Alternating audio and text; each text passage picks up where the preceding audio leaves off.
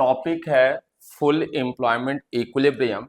लेकिन उसके पहले ये समझेंगे कि what is the meaning of full employment. नाम ही यहाँ पर क्या है, फुल एम्प्लॉयमेंट। फुल एम्प्लॉयमेंट का मतलब क्या है, it refers to that situation where all workers who are, यहाँ पर हु वर्ड आएगा, who are willing and able to do job और work at a prevailing wage rate they get work. मतलब हमारे इंडिया में जितने भी वर्कर्स हैं जो कि केपेबल है जॉब करने के लिए और विलिंग भी है और उनको जॉब मिल रहा है, उसी को कहते हैं फुल एम्प्लॉयमेंट। मतलब यहां पर कोई भी अनएम्प्लॉयमेंट नहीं है। फुल एम्प्लॉयमेंट का मतलब होता है नो अनएम्प्लॉयमेंट। इसको अगर अदर वे में बोले, जितने भी रिसोर्स है हमारे इकोनॉमी में, ठीक है, ऑल रिसोर्सेस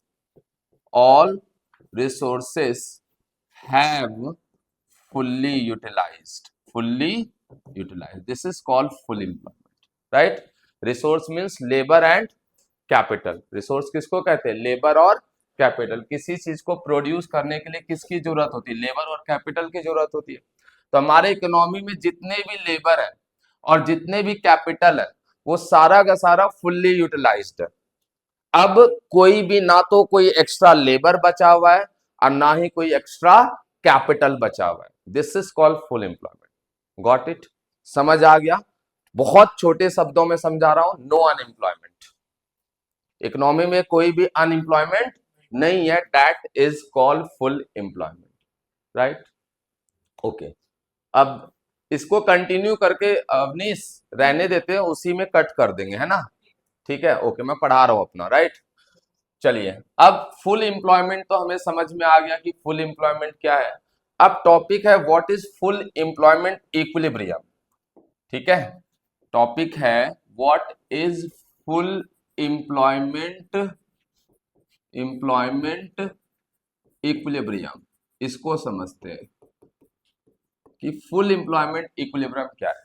जब हम बात इक्विलिब्रियम की करते हैं, बात हम किसकी करते हैं, इक्विलिब्रियम की, तो इक्विलिब्रियम का मतलब होता है when AD is equal to AS. यही होता है, हम ऑलरेडी डिस्कस कर चुके हैं कि जब एडी और एएस इक्वल होता है दैट इज कॉल्ड इक्विलिब्रियम। लेकिन यहां पर कौन सी इक्विलिब्रियम की बात कर रहे हैं, फुल एम्प्लॉयमेंट। इसका मतलब ये है, मैंने क्या बोला कि जितने भी रिसोर्स हैं हमारे इकोनॉमी में, लेबर और कैपिटल है, वो सारे के सारे फुल्ली यूटिलाइज्ड है। क्या है? तो जितना भी लेबर कैपिटल सब मिलकर के टोटल जो प्रोडक्शन कर पा रहा है, सपोज 1 लाख यूनिट का प्रोडक्शन कर पा रहा है। कितने यूनिट का प्रोडक्शन कर पा रहा है? 1 लाख यूनिट का। This is called aggregate supply. Fortunately market में डिमांड भी कितने लाख यूनिट का है? 1 लाख यूनिट्स का है, राइट? तो ये इक्विलिब्रियम हो गया ना। ये क्या हो गया?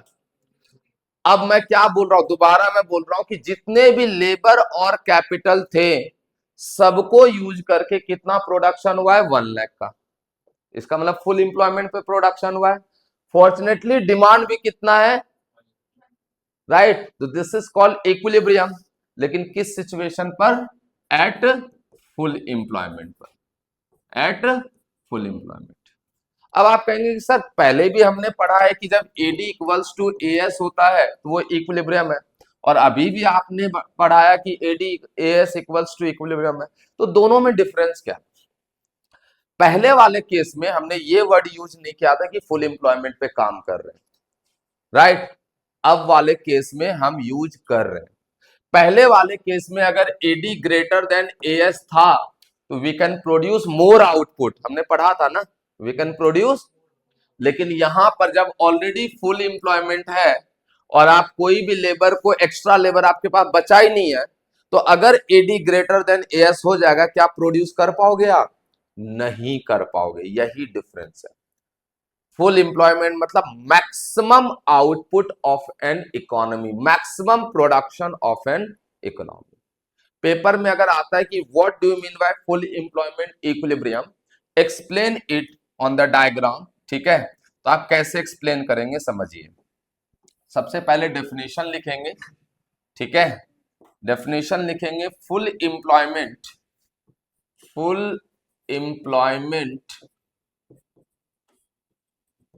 Equilibrium refers to that situation when aggregate demand is equal to aggregate supply, right? is equal to aggregate supply। ये हमने पहले भी पढ़ा है, अब इसमें क्या एक्स्ट्रा है, corresponding to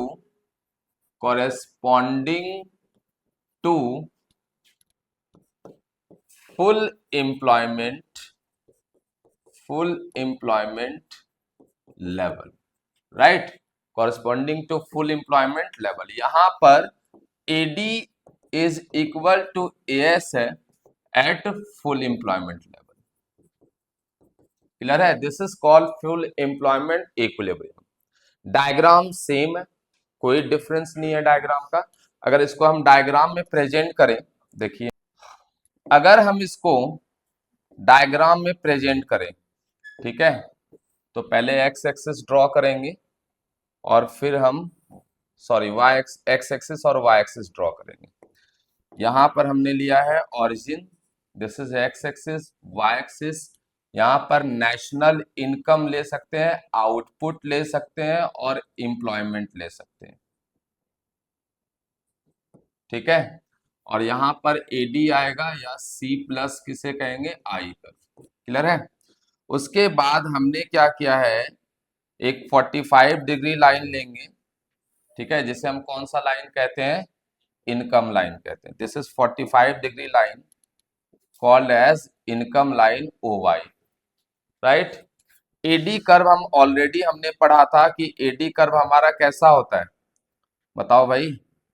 एडी कर्व होता है हमारा, कहां से स्टार्ट होगा, एक्स से, ओरिजिन से, वाई से, वाई एक्सिस से, और स्लोप क्या होगा, upward. This is AD curve. अब यहां पर हमने एज्यूम किया है कि ये एडी कर्व जो है वो एट फुल एम्प्लॉयमेंट है, राइट। तो जहां पर एडी और एएस इंटरसेक्ट करेगा, this is the point of equilibrium and it is called full employment equilibrium, ठीक है।